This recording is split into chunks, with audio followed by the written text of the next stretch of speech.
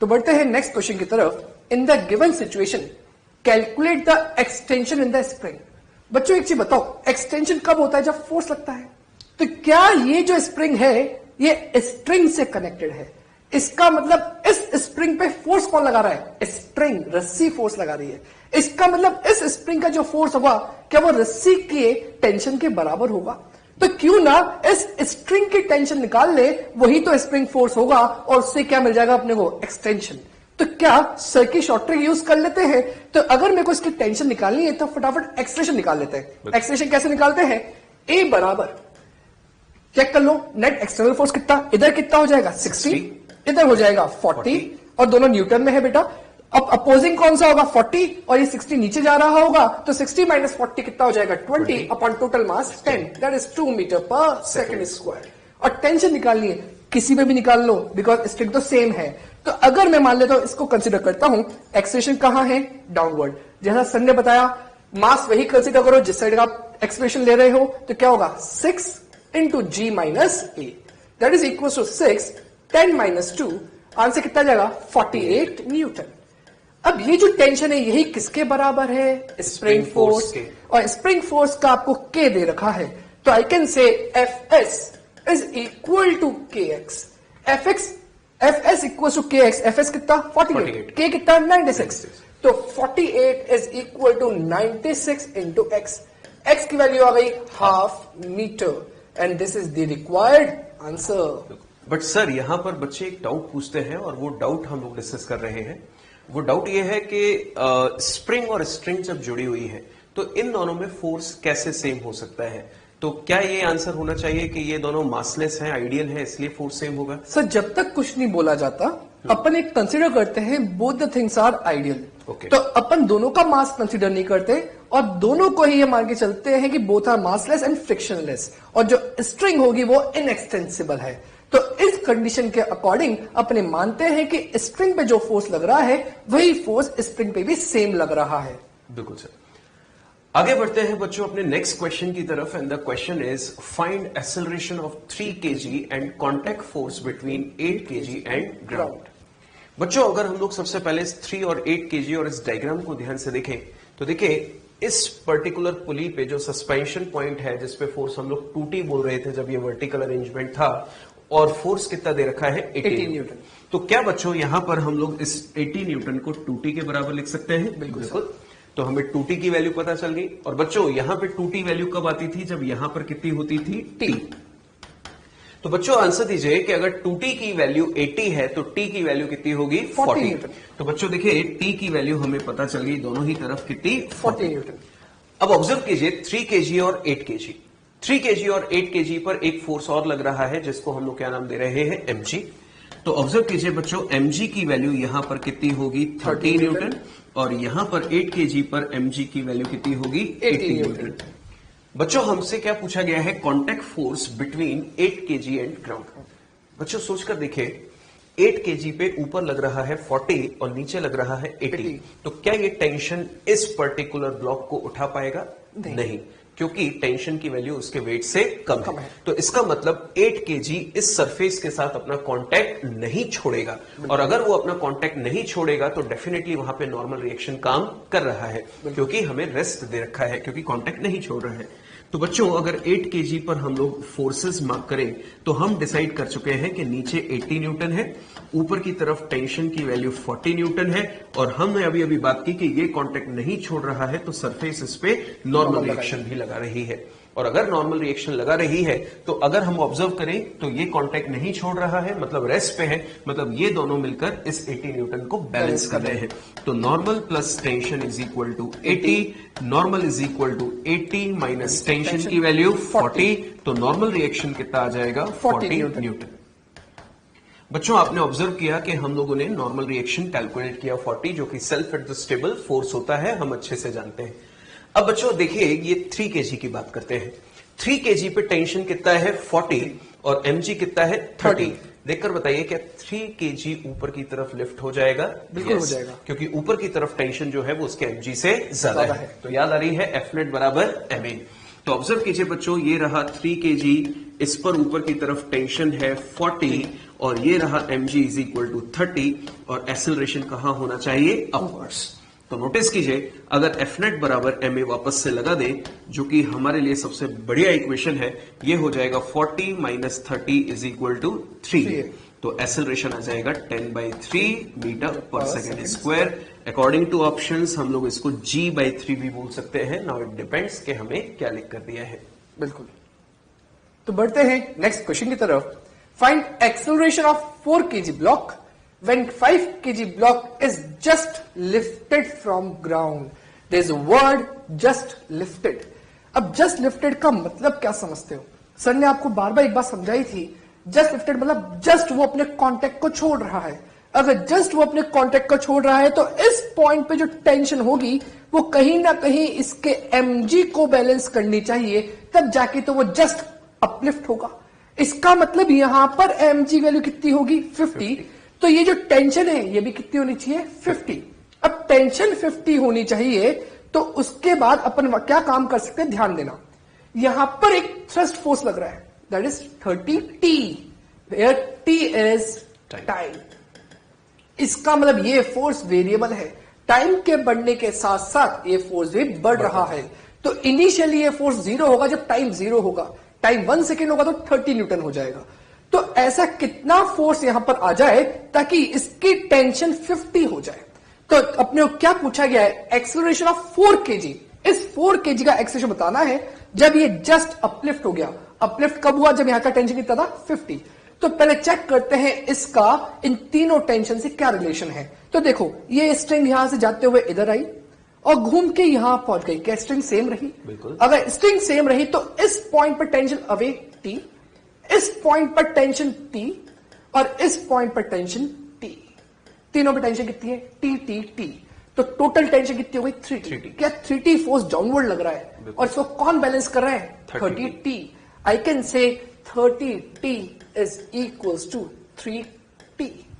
तो यहां से एक और चीज मालूम पड़ गई, capital T that is tension is equals to 10T। और मुझे टेंशन कितनी चाहिए ताकि ये जस्ट अपलिफ्ट हो जाए? इसका मतलब 50। बिल्कुल सही सर। तो 50 इज इक्वल्स टू 10T और T की वैल्यू आ गई 5 सेकेंड। इसका मतलब 5th सेकेंड पे ये जस्ट अपलिफ्ट हो जाएगा। हालांकि यहां पर टाइम पूछा नहीं गया था, पर ये आपको ध्यान रखना है कि अपन टाइम को भी कैसे निकाल सकते हैं। अब आपसे पूछा गया कि इस 4 kg वाले का एक्सेलरेशन क्या होगा, तो चेक करें। इस पॉइंट पर, ये पुली पर, यहां पर टेंशन कहां होगी? अपवर्ड। यहां पर टेंशन कहां होगी? अपवर्ड। तो क्या ये T और T कितना हो जाएगा? 2T। इसका मतलब इस पॉइंट पर 2T फोर्स तो डाउनवर्ड होगा और इस पॉइंट पे 2T फोर्स अपवर्ड होगा। तो इस 4 kg वाले पर क्या निकालना है? 2T value. 2T वैल्यू कितनी जाएगी? 100। तो I can say 2T is equal to 2 into 50 that is 100 newton. तो यहां से मेरे पास 100 न्यूटन का फोर्स आ गया किसके ऊपर? 4 kg के ऊपर। तो 4 kg पे 100 तो ऊपर लग रहा है, पर mg कितना लग रहा है? 40। अगर mg 40 न्यूटन नीचे लग रहा है तो एक्सेलरेशन क्या होगा? Net force 100 minus 40 upon ma। ma की वैल्यू कितनी होगी? 4 into a।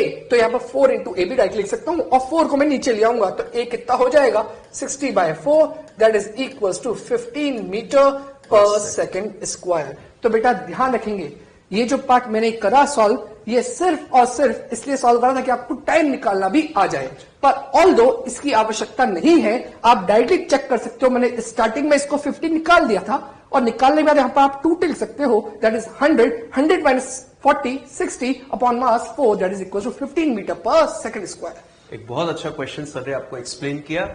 बच्चों बढ़ते हैं अपने नेक्स्ट क्वेश्चन की तरफ and the question is for the given arrangement find acceleration of the blocks m1 equal to 10 kg and m2 equal to 10 kg। मतलब दोनों ही ब्लॉक्स सेम है बट एंगल ऑफ इंक्लाइनेशन अलग है, एक है 30 डिग्री और एक है 37 डिग्री।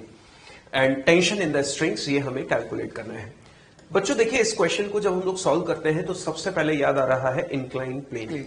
और इंक्लाइन प्लेन के क्वेश्चंस हमें जब सॉल्व करने हैं तो किस तरह से होंगे, पहले हम लोग उस पर एक छोटी सी प्रैक्टिस कर रहे हैं एंड देन आफ्टर इस क्वेश्चन को हम लोग सॉल्व करेंगे। बिल्कुल बच्चों ऑब्जर्व कीजिए, यहां पर एक एंगल ले लेते हैं हम लोग थीटा और सरफेस स्मूथ है, हम लोग किसी भी तरह का फ्रिक्शन कंसीडर नहीं कर रहे हैं और यहां पर हम लोग एक पर्टिकुलर ऑब्जेक्ट ले रहे हैं ऑफ मास स्मॉल m। बच्चों अगर हम लोग यहां पर देखें तो इस पर्टिकुलर बॉडी पर इस समय दो फोर्सेस लग रहे हैं, एक कांटेक्ट फोर्स और एक ग्रेविटी फोर्स। बच्चों यहां पर जो फोर्स लग रहा होगा वो होगा नॉर्मल रिएक्शन यानी कि कांटेक्ट फोर्स जो कि सरफेस उस पर लगा रही है, और दूसरा होगा ग्रेविटी फोर्स यानी कि mg। बच्चों हम लोग जनरली देखते हैं कि इस तरह के क्वेश्चंस में हमें कंपोनेंट्स करने आने चाहिए mg के। हम क्या देखते हैं डेली लाइफ में जो ऑब्जर्वेशन होता है कि इस तरह का एक इंक्लाइन प्लेन है, जैसे ही हम लोग बॉडी को रखते हैं तो बॉडी को रखते ही वो नीचे की तरफ एक्सेलरेट हो जाती है। तो बच्चों एक्सेलरेशन अपने आप नहीं आता, ये बात हम लोग सीख चुके हैं। एक्सेलरेशन के लिए डेफिनेटली इस पर्टिकुलर डायरेक्शन में कोई ना कोई फोर्स होगा, और वो फोर्स कौन सा है अगर हम लोग पता करें तो सबसे पहले नॉर्मल से स्टार्ट करते हैं। बच्चों इमेजिन कीजिए अगर मैं नॉर्मल के कंपोनेंट करूं तो एक कंपोनेंट नॉर्मल का इधर आएगा और एक कंपोनेंट नॉर्मल का इधर आएगा। देखकर बताइए कि एक्सेलरेशन की डायरेक्शन में नॉर्मल का कोई भी कंपोनेंट एग्जिस्ट नहीं कर रहा है, मतलब नॉर्मल या उसका कंपोनेंट रिस्पॉन्सिबल नहीं है इस बॉडी को नीचे लाने के लिए। तो डेफिनेटली कोई और फोर्स है जिसको हम लोग यहां पर रिप्रेजेंट कर सकते हैं। ऑब्जर्व कीजिए बच्चों, mg को अब चेक करते हैं। अगर mg के कंपोनेंट के तो चेक करते हैं कि क्या कोई ऐसा कंपोनेंट mg का है जो इसको डाउनवर्ड एक्सेलरेट कराएगा। तो आइए बढ़ते हैं इस पॉइंट पर। देखिए बच्चों ये थीटा है, ये एंगल कितना होगा 90, ये एंगल है 90। तो बच्चों अगर मैं यहां से एक एंगल कैलकुलेट करूं तो ये एंगल कितना हो जाएगा 90 माइनस थीटा। दोबारा से बच्चों ये एंगल है थीटा, ये 90 है तो ये कितना हो जाएगा 90 माइनस थीटा। और अब अगर मैं mg के कंपोनेंट करूं लाइक दिस तो बच्चों ये एंगल भी कितना है 90, ये 90 माइनस थीटा तो ये कितना हो जाएगा थीटा। तो बच्चों गिवन वेक्टर मान लीजिए mg है, तो गिवन वेक्टर जिस एक्सिस के साथ एंगल बनाएगा वो कौन सा कंपोनेंट होगा cos थीटा, बिल्कुल, और ये होगा mg sin थीटा।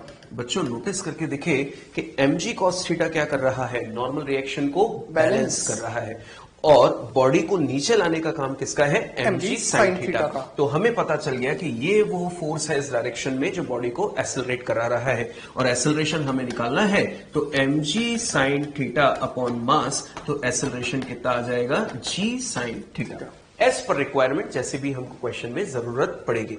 तो बच्चों हम लोगों ने सीखा कंपोनेंट्स कैसे किए जाते हैं। आइए अब हम लोग इस पर्टिकुलर पॉइंट पर आगे बढ़ते हैं।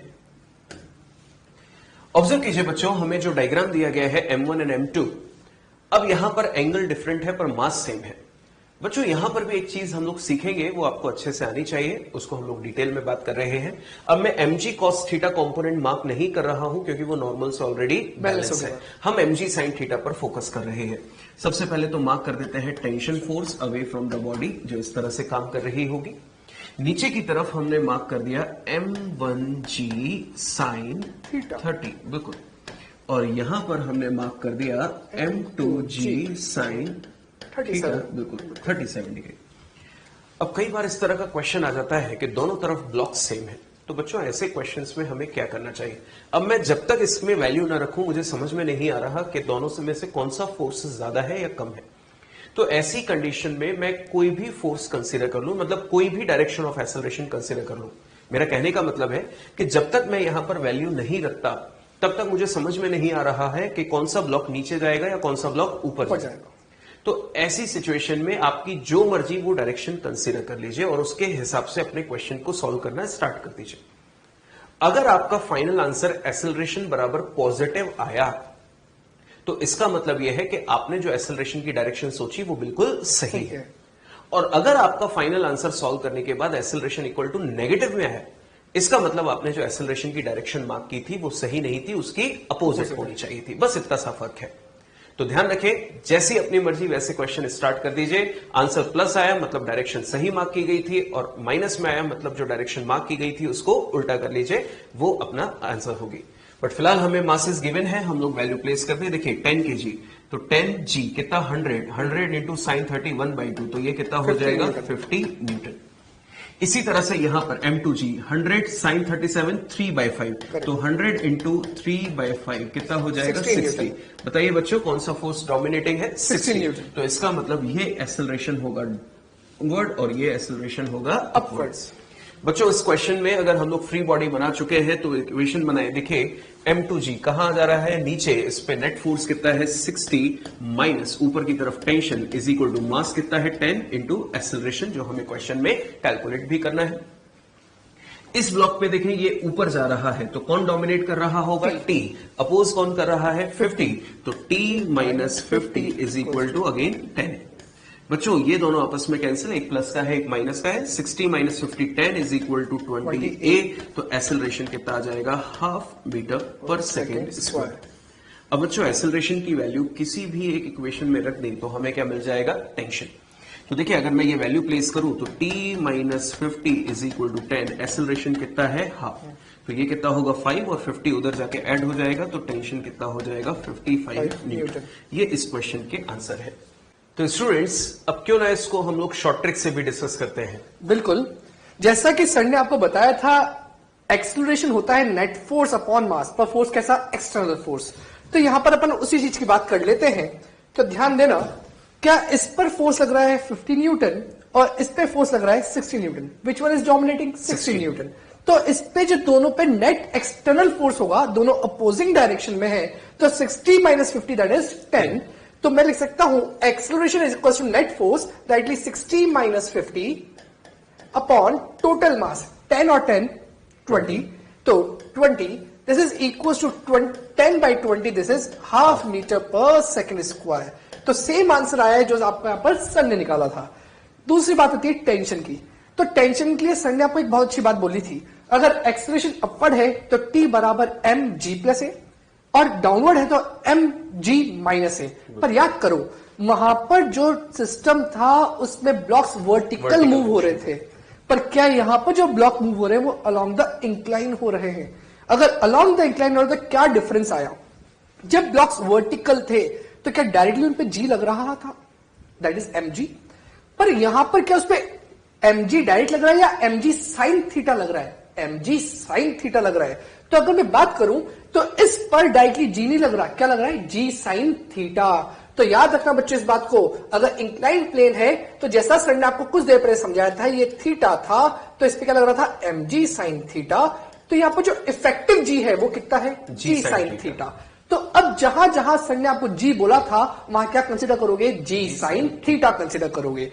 तो मैं बात कर रहा हूं इस ब्लॉक की, क्या ये ब्लॉक ऊपर जा रहा है? तो इसकी टेंशन क्या होगी?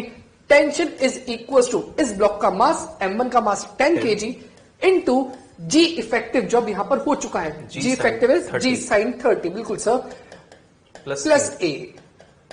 अब मैं वैल्यूज पुट कर देता हूं। जी साइन 30, साइन 30 कितना हो गया? हाफ इंटू 10 5 और ए की वैल्यू हाफ का मतलब 0.5।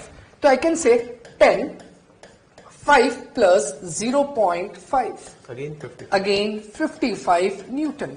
और एक बात और ध्यान रखना, आपके मन में डाउट आ सकता है कि सर इस वाले में तो एंगल अलग है तो क्या टेंशन कुछ और आएगी? बेटा वापस सॉल्व करके देख लो, क्या ये डाउनवर्ड आ रहा है? अगर डाउनवर्ड आ रहा तो सर ने क्या बोला था? T equals to M G minus A, पर यहां पर जी क्या लेंगे? G effective. तो that is equals to T equals to M G effective minus ए।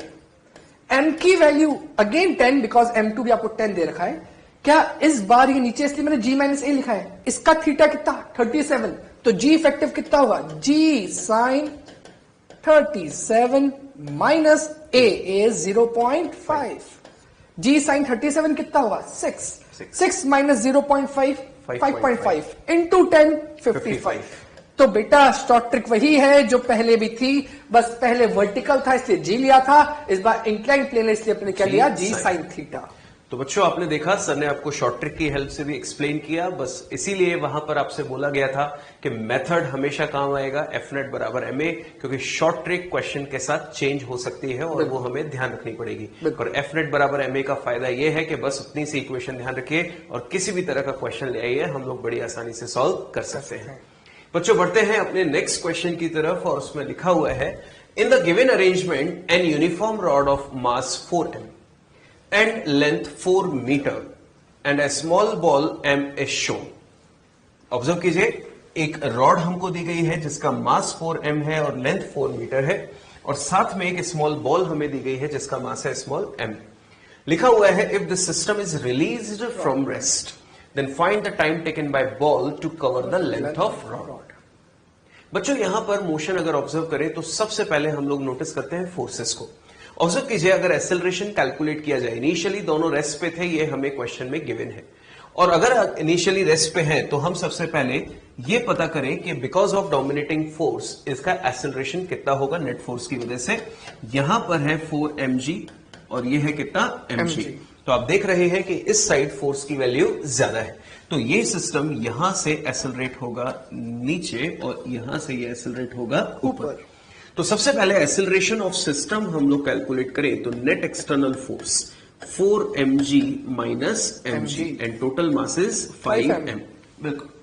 और बच्चों अगर यहां से इसको सॉल्व किया जाए तो 3 mg अपॉन 5m, m से m कैंसिल तो 30 अपॉन 5 और ये हो जाएगा 6 मीटर पर सेकेंड स्क्वायर। पर बच्चों एक्सेलरेशन की डायरेक्शन एक दूसरे के अपोजिट है। इस तरह के क्वेश्चन को हम लोग दो तरह से सॉल्व कर सकते हैं, या तो हम लोग एक साथ साइमल्टेनियसली अपना मोशन स्टार्ट कर रहे हैं तो रिलेटिव मेथड से भी इसको सॉल्व किया जा सकता है, और इनकी इंडिविजुअल इक्वेशन ऑफ मोशन बनाकर भी सॉल्व कर सकते हैं। तो हम किसी भी एक मेथड से अगर इसको सॉल्व करें तो आइए हम लोग पहले इसको इक्वेशन से सॉल्व करके देख लेते हैं। बच्चों मोशन का पैटर्न क्या होगा, ये दोनों साइमल्टेनियसली मूव कर रहे हैं, एक नीचे और एक ऊपर। इमेजिन कीजिए कि ये एक रॉड है और ये हमारे पास बॉल है, तो ऐसा थोड़ी ना होगा कि रॉड रुकी रहेगी सिर्फ बॉल ऊपर चल के जाएगी, नहीं। क्या होगा सिचुएशन कि बॉल ऊपर जा रही है, रॉड नीचे आ रही है, बॉल ऊपर जा रही है, रॉड नीचे आ रही है, लाइक दिस। तो इसका मतलब ये 4 मीटर की लेंथ जो है वो दोनों ऑब्जेक्ट्स मिलकर कवर कर रहे हैं, कुछ ये ऊपर जाएगी, कुछ ये नीचे आएगी, इस तरह से। तो मानकर चलते हैं कि जो बॉल है वो x डिस्टेंस ऊपर जाती है, तो बची हुई लेंथ जो होगी 4 माइनस x वो रॉड नीचे आ रही है। तो अगर हम लोग इन दोनों की equation of motion second s बराबर ut plus half at square apply करके सॉल्व करें तो सबसे पहले मैंने 4m की इक्वेशन बनाई, s is equal to ut plus half at square. बच्चों देखिए मोशन की डायरेक्शंस अलग अलग है, तो क्यों ना एक को नेगेटिव और एक को पॉजिटिव मान लिया जाए। ऑब्जर्व कीजिए कि रॉड नीचे आ रही है, उसका डिस्प्लेसमेंट नीचे है, उसका एक्सेलरेशन नीचे है, तो उसके लिए साइन कन्वेंशंस डिसाइड करें तो डाउनवर्ड नेगेटिव, अपवर्ड पॉजिटिव। तो देखिए इसका डिस्प्लेसमेंट डाउनवर्ड है, दैट्स व्हाई मैंने लिख दिया माइनस में 4 minus x. Starting from rest दिया हुआ है तो इनिशियल वेलोसिटी 0। हाफ एक्सेलरेशन कितना है, डाउनवर्ड है, इसलिए -6 और टी स्क्वायर जो हमें कैलकुलेट करना है, टाइम कैलकुलेट करना है। तो देखिए बच्चों माइनस से माइनस कैंसिल, तो ये हो जाएगा 4 minus x is equal to 3t square, equation number first. और अगर हम लोग इसी तरह से एक छोटी बॉल जो दी गई है उसके लिए इक्वेशन बनाए तो अगेन s बराबर हाफ at स्क्वायर मैंने लगा दिया, क्योंकि अगेन स्टार्टिंग फ्रॉम रेस्ट तो ut हमने नहीं लिखा है। ये ऊपर की तरफ जा रही है इसलिए डिस्प्लेसमेंट पॉजिटिव, हाफ एक्सेलरेशन इसका +6 क्योंकि अपवर्ड है, तो x की वैल्यू कितनी हो गई फिर से 3t स्क्वायर। बच्चों अगर x की वैल्यू यहां प्लेस कर दें, यानी कि इस पर्टिकुलर इक्वेशन सेकंड से इक्वेशन नंबर 1 में, तो put this value in equation number first. बच्चों ध्यान से देखिएगा, x की जगह कितना रखना है 3t स्क्वायर, तो 4 minus 3t square is equal to 3t square, तो 4 इज इक्वल टू कितना हो जाएगा 6t स्क्वायर। बच्चों अगर t स्क्वायर की वैल्यू निकाले जाए तो 4/6 कितना होगा 2/3, और स्क्वायर को उधर शिफ्ट कर दे तो t की वैल्यू कितनी हो जाएगी रूट ऑफ 2/3 सेकेंड। इतने टाइम बाद ये रॉड और बॉल आपस में एक दूसरे को क्रॉस करेंगे। तो एक अच्छा क्वेश्चन था जिसमें हम लोगों ने इक्वेशंस ऑफ मोशन का भी यूज किया। तो इस तरह के क्वेश्चंस जब भी मिले तो आप अच्छे से मेथड लगाइए और अपने क्वेश्चन को सॉल्व करिए। तो बढ़ते हैं नेक्स्ट क्वेश्चन की तरफ। For the given arrangement find acceleration of the blocks and tension in the string. अब जैसा कि बोला गया है एक्सेलरेशन ऑफ द ब्लॉक्स, तो चेक करते हैं यहां पर कौन कौन से फोर्सेस लग रहे हैं, उन सबको मार्क करते हैं। तो क्या यहां पर 1 kg है, इस पर इसका वेट कितना हो, डायरेक्टली मार्क कर रहा हूं 10 न्यूटन बिकॉज ऑफ mg। यहां पर कितना 10 kg है तो कितना हो जाएगा 100 न्यूटन। और जैसा कि सर ने आपको बताया था बिकॉज ऑफ ग्रेविटी इस पे जो इफेक्ट आएगा वो g साइन थीटा का आएगा, that is mg sign theta. तो क्या यहां पर लिख सकता हूं 20 that is mg sine theta मतलब साइन 30, mg साइन 30 मतलब 20 साइन 30 इज इक्वल टू 10। तो क्या है इसका इक्वल टू लिख सकता हूं मैं 10 न्यूटन का फोर्स। ये तो सारे ग्रेविटेशन फोर्स मैंने मार्क कर दिए। अब बात आती है टेंशन की। String same, tension same, string change, tension change. तो यहां पर कहां से कहां तक सेम स्ट्रिंग है, तो क्या इस ब्लॉक के इस पॉइंट से लेके यहां तक की स्ट्रिंग कैसी है, सेम है। तो इस पॉइंट पे टेंशन कैसा होगा? Upward, that is T1। इस पॉइंट पे टेंशन होगा इस साइड पे, that is again T1, because string कैसी है? सेम है। इस पॉइंट की बात करूं तो स्ट्रिंग अलग हो गई, चेंज हो गई, तो मैं इसको मार्क कर देता हूं, दैट इज T2। एंड इस पॉइंट पे वापस कितना हो गया? T2। अब यहां पर अपने से पूछा गया है कि आप एक्सेलरेशन बताइए और टेंशन बताइए। तो वापस जैसा सर ने कहा था, हमेशा बेसिक मेथड को पहले फॉलो करो, बिकॉज जो अपनी शॉर्ट ट्रिक है वो मेथड्स के साथ चेंज हो जाती है। तो यहां पर ध्यान देते हैं, अगर इस पर्टिकुलर क्वेश्चन देखें T1 और 100, तो क्या पूरे सिस्टम का एक्सेलरेशन किधर होगा? इधर 10 लग रहा है, इधर 10 लग रहा है, टोटल कितना? 20 न्यूटन इस साइड पे लग रहा है, पर इधर कितना लग रहा है? 100। इसका मतलब ये वाला डोमिनेट कर रहा है, इसका मतलब एक्सेलरेशन इधर होगा, और इसका एक्सेलरेशन ऊपर, और इसका एक्सेलरेशन भी ऊपर। अब यहां पर इस वाले ब्लॉक के लिए इक्वेशन लिख देते हैं। क्या इक्वेशन लिखेंगे?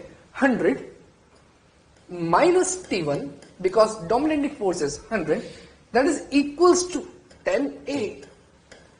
सेकंड, इस ब्लॉक की बात करते हैं। क्या इस ब्लॉक के लिए डोमिनेट कौन करेगा? T1, बिकॉज क्या कर रहा है? ऊपर जा रहा है।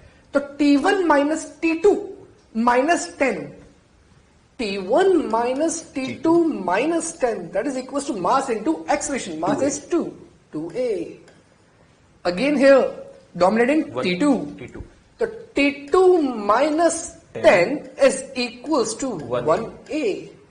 तीनों को ऐड कर दो, ऐड करने पर T1 कैंसिल, T2 कैंसिल, कौन कौन बचा? 100 minus 10 minus 10, that is equals to 80 is equals to 13A। तो यहां से एक्सेलरेशन आ गया 80/13 मीटर पर सेकेंड स्क्वायर। अब इन वैल्यूज को अगर अपन पुट कर देंगे यहां पर, तो क्या मिल जाएगा? T1। और इसको अगर मैं यहां पुट कर दूंगा तो क्या मिल जाएगा? T2। तो T1 चेक कर लेते हैं, 100 minus T1, that is equal to 10A। A की वैल्यू 80/13, दैट इज 800/13 हो जाएगा। तो सॉल्व करते हैं T1 को बेटा इधर ले आओ, इस पूरी टर्म को इधर ले आएंगे, तो क्या होगा? 100 माइनस 800/13। अगर इसका एलसीएम लेंगे तो ऊपर 1300 आ जाएगा, minus 800 500, this is equal to 500/13 Newton.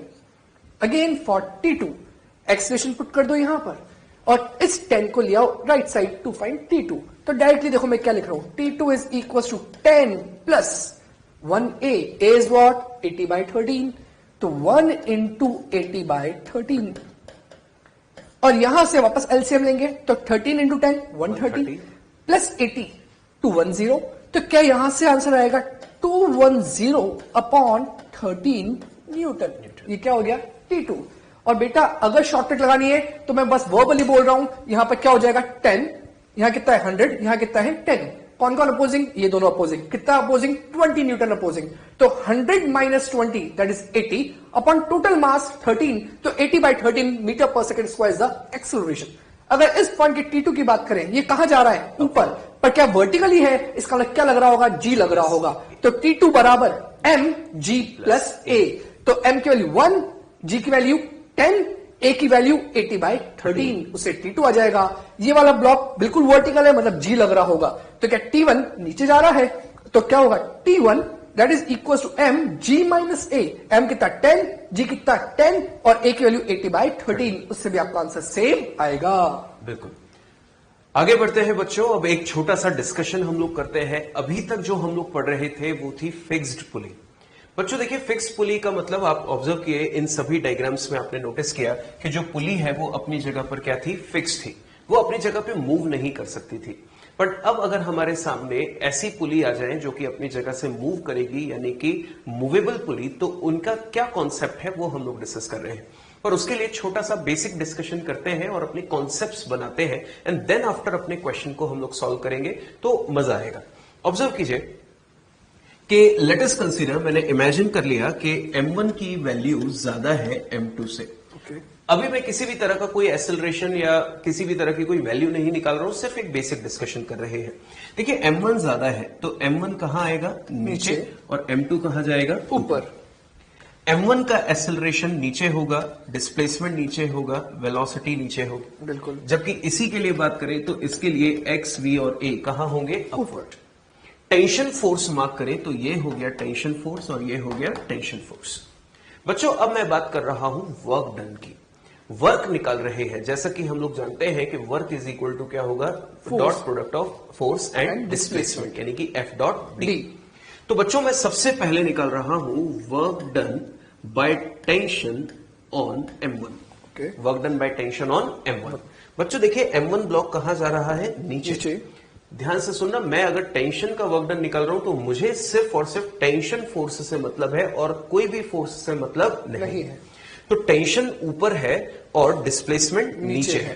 तो देखिए एफ डी कॉस थीटा, जिससे हम लोग वर्क कैलकुलेट करते हैं, फोर्स का नाम क्या है, टेंशन, डिस्प्लेसमेंट है एक्स। ऑब्जर्व कीजिए थीटा क्या होता है, फोर्स और डिस्प्लेसमेंट के बीच का एंगल। तो टेंशन ऊपर, डिस्प्लेसमेंट नीचे, इनके बीच में एंगल 180 डिग्री। cos 180 माइनस 1, तो वर्क डन क्या हो जाएगा, माइनस एक्सटी। बिल्कुल।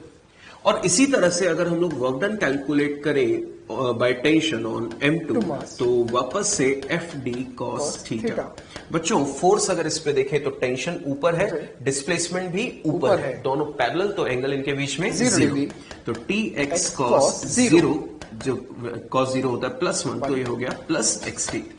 बच्चों वर्क डन एक स्केलर क्वांटिटी है, बट इसके साथ पॉजिटिव और नेगेटिव का क्या मतलब होता है। अगर वर्क डन नेगेटिव है मतलब यह हुआ कि फोर्स उसके मोशन का अपोज कर रहा है, और अगर वर्क डन पॉजिटिव है मतलब फोर्स उसके मोशन का सपोर्ट कर रहा है। ये तो प्रैक्टिकल दिख ही रहा है। ये बॉडी अगर नीचे आ रही होगी तो mg की वजह से, तो टेंशन क्या कर रहा है, अपोज, इसलिए उसका वर्क डन नेगेटिव। और ये बॉडी अगर ऊपर जा रही है तो बिकॉज ऑफ टेंशन, तो टेंशन इसका क्या कर रहा है, सपोर्ट, इसलिए उसका वर्क डन पॉजिटिव। आपने नोटिस किया इंडिविजुअल जो बॉडीज है उस पे टेंशन का वर्क डन किसी पे नेगेटिव आ रहा है और किसी पे पॉजिटिव। बट अब मैं जो लिखने जा रहा हूं उसको ध्यान से देखना, work done net bye tension on the system. बच्चों इस चीज पे फोकस कीजिए जो मैं लिखने जा रहा हूं, net work done by tension on the pulley system. तो देखिए जब मैं सिस्टम की बात कर रहा हूं तो यहां पर जो भी वर्क डन है इनको मैं विद साइन ऐड कर दूं, तो नेट वर्क डन आ जाएगा माइनस एक्सटी और दूसरा है प्लस एक्सटी। कितना आया, 0। तो बच्चों यहां पर मैं जो स्टेटमेंट बोलने जा रहा हूं उसको ध्यान से सुनिएगा। हमारे पास एक आइडियल पुलिस सिस्टम है, net work done by tension on the system, net work done by tension on the system is 0। मैंने बॉडी नहीं बोला है। अगर आप बॉडी को देख रहे हैं तो बॉडी पे टेंशन का वर्क डन है, किसी पे नेगेटिव किसी पे पॉजिटिव, बट जो सम आया है वो कितना आया है, 0। जो नेट वर्क डन है वो कितना आया है, 0। और इसी तरह से अब मैं पावर सप्लाई कैलकुलेट करूं bye tension on the individual body and on the system, तो आप जानते हैं पावर क्या होता है, रेट ऑफ डूइंग वर्क। तो अगर सिस्टम पे नेट वर्क डन 0 है तो नेट पावर सप्लाइड भी 0 ही होगा। तो ऑब्जर्व कीजिए पावर अगर कैलकुलेट करें तो एफ वी कॉस थीटा, मैं इसको थोड़ा जल्दी से बता रहा हूं। अगर हम लोग इस M1 पर देखें तो टेंशन ऊपर, वेलोसिटी नीचे, तो टी वी कॉस 180, तो ये हो जाएगा माइनस वीटी। और अगर दूसरे ब्लॉक के लिए देखें यानी कि M2 के लिए, तो टेंशन और वेलोसिटी दोनों ही ऊपर है, तो F V cos theta, force का नाम है टेंशन, वेलोसिटी, और ये हो गया कॉस, तो ये हो गया हमारे पास प्लस वीटी। अगर हम लोग नेट पावर सप्लाई देखें तो minus VT plus VT is equal to कितना, 0। बच्चों अगेन वही बात आ गई है, वर्क डन नेट 0 था तो पावर सप्लाई भी 0 होना ही थी, क्योंकि power is defined as rate of doing work. तो ध्यान से सुनना, net work done by tension on the system is 0, net power supplied by the tension on the system is 0, but not on the body. इस चीज का ध्यान रखें। तो बच्चों हम लोगों ने जो डिस्कशन किया उसको अब समराइज कर देते हैं अपने क्वेश्चंस के लिए जो हमें आगे मिलने वाले हैं। मैं इसको हटा रहा हूं और इसकी जगह अपना कॉन्सेप्ट लिख रहा हूं। ऑब्जर्व कीजिएगा बच्चों, जो पहला कॉन्सेप्ट आया हमारे सामने वो ये x डॉट टी, ये क्या लिखा हुआ है बच्चों, वर्क डन। क्या लिखा हुआ है, वर्क डन। x मतलब डिस्प्लेसमेंट, टेंशन मतलब फोर्स। और हमने ऑब्जर्व किया जो समेशन ऑफ वर्क डन है, मतलब नेट वर्क डन आया ऑन द सिस्टम, वो कितना आया था, 0। ये हो गया पहला पॉइंट। दूसरा हमने पावर सप्लाई के लिए भी कैलकुलेट किया, तो V dot T is equal to कितना आएगा, 0। तो ऑब्जर्व कीजिए, V stands for velocity, T stands for force, तो फोर्स डॉट वेलोसिटी मतलब पावर, वो भी कितना आया, sum on the system equal to 0। और इसी तरह से अगर हम लोग एक्सेलरेशन के साथ फोर्स का मल्टीप्लीकेशन करते, ऐसा कुछ डॉट प्रोडक्ट करते, तो वहां भी ये जो सम आता वो कितना आता, 0। तो बच्चों हम लोग जब पुली सिस्टम के क्वेश्चंस करते हैं तो जनरली हमें क्या करना होता है, एक्सेलरेशन चाहिए होता है। और एक्सेलरेशन अगर हमें चाहिए होता है तो इस इक्वेशन का हम लोग सबसे ज्यादा यूज करेंगे, ये हमारे लिए इंपॉर्टेंट है। इसकी हेल्प से देखिएगा क्वेश्चन बड़े आसान हो जाएंगे। बिल्कुल। और अगर हम लोग इसमें बात करें कि यूज करना कैसे है, तो हम क्या करेंगे कि हर एक ब्लॉक पे जो टेंशन फोर्स लग रहा है उसको मार्क कर ले, हर एक ब्लॉक पे जो एक्सेलरेशन है उसको मार्क कर ले, और हर एक ब्लॉक पे जो एक्सेलरेशन और टेंशन मार्क किया गया है उनका डॉट प्रोडक्ट कर ले। और डॉट प्रोडक्ट जब करेंगे तो आपने देखा किसी एक ब्लॉक पर नेगेटिव आएगा, किसी एक पर पॉजिटिव आएगा, और उन सभी डॉट प्रोडक्ट्स को विद साइन ऐड करके जीरो के साथ इक्वेट कर दे, जैसा कि यहां शो किया गया है। और जैसे ही आप उसको जीरो के साथ इक्वेट करोगे आपको अपनी डिजायर्ड वैल्यू मिल जाएगी, जिसको हम लोग ढूंढने की कोशिश कर रहे हैं। आइए देखते हैं कैसे हम लोग इनको सॉल्व करेंगे, इनके क्वेश्चंस कैसे होंगे। तो क्वेश्चन है find relation between A1 and A2। अब बेटा सबसे पहले एक बात आती है, जैसा अभी तक अपन ने सारे क्वेश्चन करे उन सबके अंदर एक्सप्रेशन सेम था हर ब्लॉक के अंदर, बिकॉज वहां पर जो पुली थी वो अपन ने एक यूज कर रहे थे। पर क्या यहाँ पर पुलिस मल्टीपल हो गई है? और पुलिस के साथ साथ यहां पर जो टेंशन लग रही है ब्लॉक के ऊपर उसको ध्यान देना, उससे आपको मालूम पड़ेगा कि एक्सेलरेशन अलग अलग होंगे। तो कैसे होंगे वो देखें। अगर अपन इस स्ट्रिंग की बात कर रहे हैं, अज्यूम कर लेते हैं इस स्ट्रिंग पर टेंशन कितनी है T, तो इस पॉइंट पर टेंशन क्या होगी, अपवर्ड, दैट इज T। इस पॉइंट पर टेंशन कहां होगी, अपवर्ड, दैट इज T। अगर यही स्ट्रिंग होते हुए यहां पहुंचती है तो इसकी भी टेंशन यहां पर क्या होगी, T। तो ये तो बात हो गई इस स्ट्रिंग की। सिमिलरली अब मैं दूसरे पॉइंट की बात कर रहा हूं, क्या ये ब्लॉक इस पर्टिकुलर पुली के सेंटर से अटैच्ड है? इसका मतलब ये स्ट्रिंग अलग है। अगर ये स्ट्रिंग अलग है तो इस पे जो नेट फोर्स आएगा वो इन दोनों का समीशन होगा। याद करो सर ने आपको पढ़ाया था थ्रस्ट ऑन पुली, बस वैसी ही कंडीशन से इसको सॉल्व करें तो क्या दोनों ही टेंशन अपवर्ड डायरेक्शन में है, एंगल जीरो है, तो सिंपल ऐड हो जाएगी, दैट इज 2t। तो क्या इस पॉइंट पर और इस पॉइंट की बात करें तो यहां पर डाउनवर्ड डायरेक्शन होगा 2t का और यहां पर अपवर्ड डायरेक्शन होगा 2t का। इसका मतलब इस ब्लॉक पर फोर्स अलग है, मतलब ये टेंशन, मैं mg की बात नहीं कर रहा, स्ट्रिंग फोर्स की बात कर रहा हूं। इस पर फोर्स अलग है, दैट इज 2t। अगर फोर्स अलग अलग है तो एक्सेलरेशन अलग अलग हो सकते हैं। तो उस केस के अंदर अपन सर का मेथड यूज करेंगे जो सर ने कहा, summation of acceleration dot t is equal to 0। इसका मतलब पूरे सिस्टम के अंदर अपन चेक कर लेते हैं t डॉट a की कितनी वैल्यूज आ रही है, सबको सम कर लेते हैं, इक्वल टू 0 भी कर देंगे। तो चेक करते हैं यहां पर। तो इस ब्लॉक की बात करें, क्या एक्सेलरेशन A2 डाउनवर्ड पहले से दे रखा है, और इस ब्लॉक पे जो टेंशन लग रही है कहां लग रही है, अपवर्ड। इसका मतलब दोनों के बीच का जो एंगल है वो है 180। और जब डॉट प्रोडक्ट करते हैं तो आता है कॉस थीटा, तो कॉस 180 क्या होता है, -1। इसका मतलब इनका आंसर होगा माइनस, जो इसका अपन कह सकते हैं जो इसका आंसर है वो है -2t इंटू A2। सिमिलरली इस वाली की बात कर रहे हैं, क्या इसका टेंशन ऊपर, A1 भी ऊपर, एंगल 0, तो इसका आंसर क्या आएगा, TA1। और सर ने कहा था कि summation of AT is equal to 0 होना चाहिए। तो क्यों इनका समीशन कर देते हैं ताकि अपने को आंसर मिल जाए। तो इसका आंसर होगा TA1 माइनस, बिकॉज यहां माइनस है, 2TA2 इज इक्वल टू 0। इस पूरी टर्म को राइट साइड ले आते हैं तो TA1 is equal to 2TA2, T से T कैंसिल हो जाएगा तो A1 is equal to 2A2। इसका मतलब जो ब्लॉक 1 है इसका एक्सेलरेशन इस वाले ब्लॉक का डबल होगा, और यही आपसे पूछा था कि दोनों के बीच का रिलेशन क्या है। तो बढ़ते हैं नेक्स्ट क्वेश्चन की तरफ। बच्चों जो नेक्स्ट क्वेश्चन हमको दिया गया है, find relation between A1, A2 and A3। Again बिल्कुल वैसा ही क्वेश्चन जैसा अभी आपको सर ने एक्सप्लेन किया, और आप अब खुद से भी इसको सॉल्व कर रहे होंगे। देखिए इसमें यहां पर अब आपको 3 पुली दी गई है जिसमें 2 पुली फिक्स्ड है, जबकि ये कैसा है, मूवेबल। और आप ऑब्जर्व कीजिए कि कौन सी स्ट्रिंग सेम है, कौन सी डिफरेंट है, उस पर बात करते हैं। बच्चों मानकर चलिए कि ये यहां से लेकर यहां तक ये पूरी स्ट्रिंग एग्जैक्टली सेम है, और स्ट्रिंग अगर पूरी सेम है तो इस स्ट्रिंग में टेंशन की वैल्यू भी सेम होगी। तो मार्क कर देते हैं, यहां पे होगा T, इस पॉइंट से देखें तो यहां होगा T, यहां पर होगा टी फोर्स, इस पे भी होगा टी, यहां पर भी क्या होगा टी, और यहां पर भी क्या होगा टी। इस तरह से पूरी स्ट्रिंग में हमने टेंशन की फोर्स मार्क की है एग्जैक्टली से। और ऑब्जर्व कीजिए ये टी है और ये टी है, तो इस पॉइंट पर और इस पॉइंट पर अगर मार्क करें तो ये कितना होगा 2t। ये हम लोगों ने फोर्सेस मार्क कर दिए। तो बच्चों जैसा कि हम लोग डिस्कशन करते आ रहे हैं, हमें A1, A2 और A3 का रिलेशन कैलकुलेट करना है।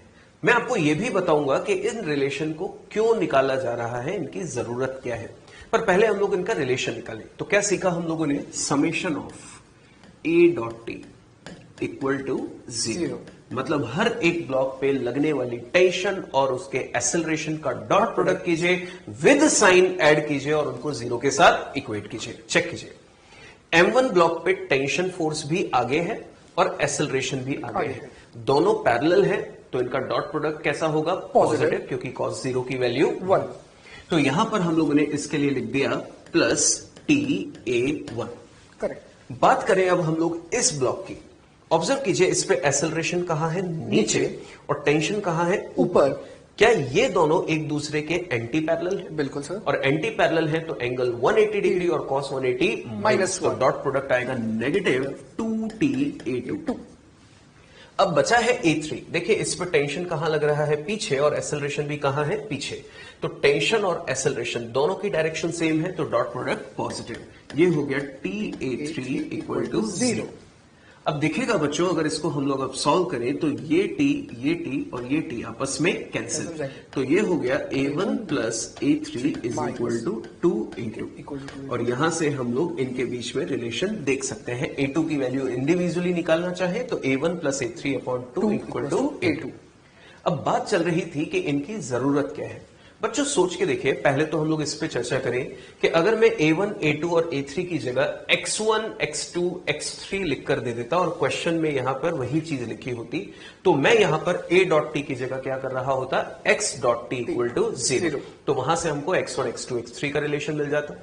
अगर ये V1, V2, V3 होते तो सिमिलरली हम क्या कर रहे होते, V डॉट टी। मतलब प्रोसेस सेम है, बट जो क्वांटिटी पूछी जा रही है उसका यूज करना है।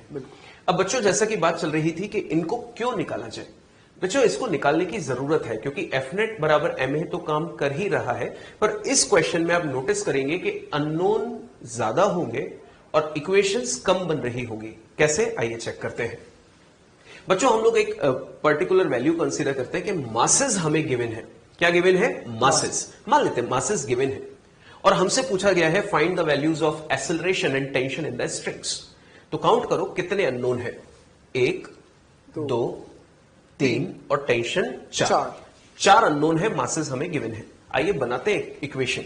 ऑब्जर्व कीजिए, ये हो गया M2G, ये डाउनवर्ड आ रहा है, इसकी इक्वेशन क्या हो गई, M2G minus 2T is equal to M2A2। बिल्कुल। अगर M1 की इक्वेशन बनाए, इसको कौन चला रहा है, T, तो इसकी इक्वेशन बनेगी T is equal to M1A1। और M3 को देखें तो कौन चला रहा है, T, इसकी इक्वेशन होगी T is equal to M3A3। बच्चों 3 इक्वेशन से ज्यादा 3 ब्लॉक्स के लिए अब हम लोग नहीं बना सकते। अब काउंट करो अननोन कितने हैं, 1, 2, 3, 4। 4 अननोन है और 3 इक्वेशंस हैं। तो हम लोग अब अच्छे से जानते हैं कि जितने अननोन हो उतनी ही इक्वेशंस बनाए, तभी अपने अपने क्वेश्चन को सॉल्व कर सकते हैं। तो हम कहां आके अटक गए, हमें 3 इक्वेशंस दी गई है और 4 अननोन दिए गए हैं, मतलब एक इक्वेशन की जरूरत है और वो इक्वेशन हम लोग ऑलरेडी निकाल चुके हैं। अब देखिएगा बच्चों, अगर मैं A2 की वैल्यू यहां रख दूं तो A2 की वैल्यू किसकी टर्म्स में आ गई, A1 और A3। क्या मैंने एक अननोन को एलिमिनेट कर दिया, तो उस सिचुएशन में 3 अननोन और 3 इक्वेशन। अब अपने क्वेश्चंस को आसानी से सॉल्व किया जा सकता है। तो ये है इस पर्टिकुलर इक्वेशन का सिग्निफिकेंस।